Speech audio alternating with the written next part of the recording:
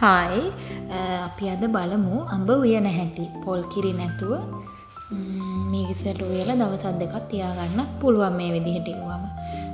මුලින්ම අපි සාමාන්‍යයෙන් ඉදිලා නැති අඹ ටිකක් අරගෙන පොඩි පොඩි කෑලි වලට කපා ගන්නවා. ඔයගොල්ලෝ කැමති විදිහට කපා ගන්න පුළුවන්. කපාගෙන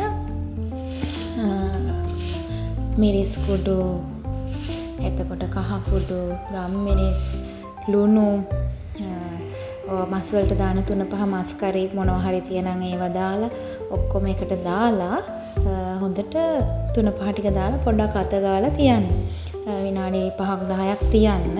තියලා මේ පොඩියට කපාගත්ත අමු මිරිස්, එතකොට ලුණු, සුදු ලුණු, කරපිංචා හැමදේම ලෑස්ති කරලා තියාගන්න. තව මොනවා හරි ස්පයිසස් දාන්න පුළුවන්. කුරුදු පොත්තු, එතකොට ඒ කියන්නේ කරාඹු නැටි, එනසාල්, ඔයගොල්ලෝ කැමති දේවල් දාන්න පුළුවන්. එහෙම දාලා තෙල් ටිකක් ඇතිලියකට දාලා හොඳට ඒ ටික ටෙම්පරාදු කරගන්න. ඒ කියන්නේ ගොඩාක් වෙලා ඕනෙත් නැහැ. සාමාන්‍ය මද වෙලාවක් ටෙම්පරාදු කරගන්න. එහෙම කරලා මේ පොඩ්ඩක් වෙලාවකින් අඹ ටික ඒකට එකතු කරන්න. ඒ කියන්නේ අපි අර කපලා 3-5 ගාලා තියාගත්ත අඹ ටික ඒකට දාලා හොඳට කලවම් කරන්න ඕන. මේ විදිහට හදාගත්තම සාමාන්‍යයෙන් දවසක් දෙකක් වගේ තියාගෙන ඔයගලන්ට මේ අඹ එක කන්න පුළුවන්. ඊට පස්සේ අර අපි 3-5 දාගත්ත අත ගාලා දාගත්ත භාජනයට වතුර ටිකක් දාලා මේක හොඳට මික්ස් කරගන්න. සාමාන්‍යයෙන් මද ගින්නේ අඹ එක උයා ගන්න.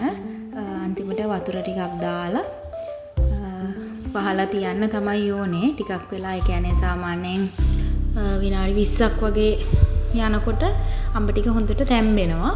තැම්බුණාට පස්සේ තමයි අපි සීනි දාන්නේ. සීනි දාන ප්‍රමාණය ඔයගලන්ට කැමති විදිහට දාන්න පුළුවන්. තව ඕනනම් සියඹලා මොනවා හරි ඒ වගේ ඇඹුල් ಜಾතියකුත් එකතු කරගන්න පුළුවන්. අන්තිමට ඒක පොඩ්ඩක් තැම්බෙනකන් තියලා ලුණු සීනි ප්‍රමාණය ඇතිනම් බා ගන්න තමයි තියෙන්නේ. මේ විදිහට අඹ එකක් හදාගන්න හරිම ලේසියි.